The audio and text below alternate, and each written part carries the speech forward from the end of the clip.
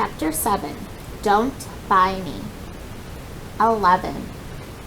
That's how many apples were lined up along the front of Mrs. Sims' desk, plus 2 pears, a banana, and a sandwich.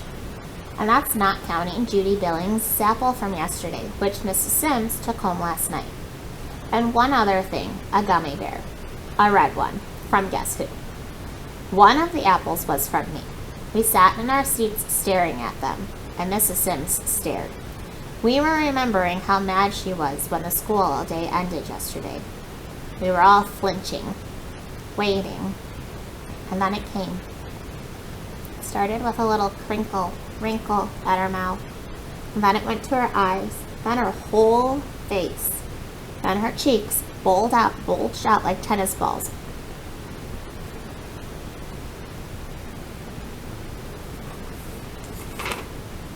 Her neck got ropey, her hand shut to her mouth. Oh my God, I thought she's gonna barf. I inched back in my seat. Sure enough, something exploded from her, but it wasn't barf. Whatever it wasn't just a mouth thing. It was a full body thing. She bent over like she had a stomach ache. She twirled away from us and wobbled to the front wall and stopped herself with her hand before crashing into it. When she turned back to us, she took her hand away. I didn't recognize her face. It was blotchy and lumpy and red. Tears were rolling down her cheeks. It was scary. Somebody asked, "Is she crying?" Somebody else peeped. "No, she's sick." Joey Peterson gave a snort. "She ain't crying, you dummy. She ain't sick. She's laughing." He was right. She was laughing. I never knew a teacher could laugh so hard.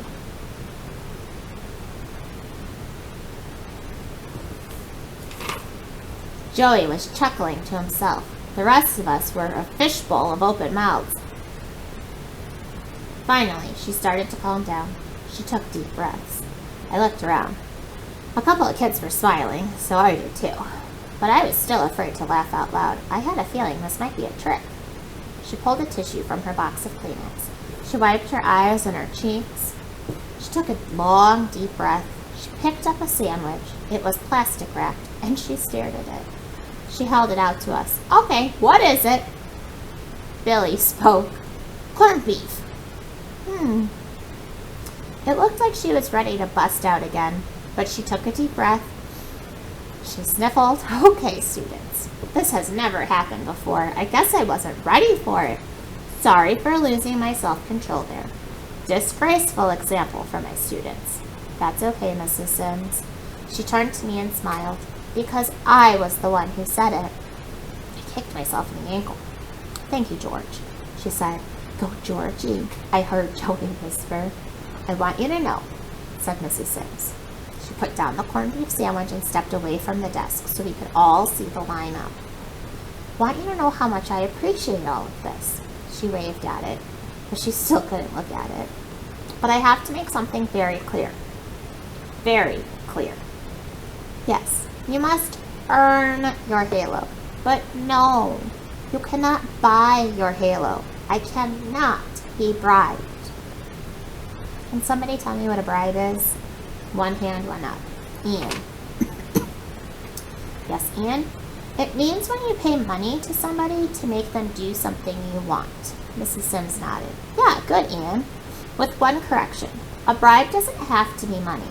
A bribe can be apples, or pears, or bananas, or corned beef sandwiches. A couple kids laughed at it. Or, she picked up the gummy bear. Gummy bears. She looked at it and popped it in her mouth. Everybody laughed. Joey fist bump. Yes. You can bring me an apple every day.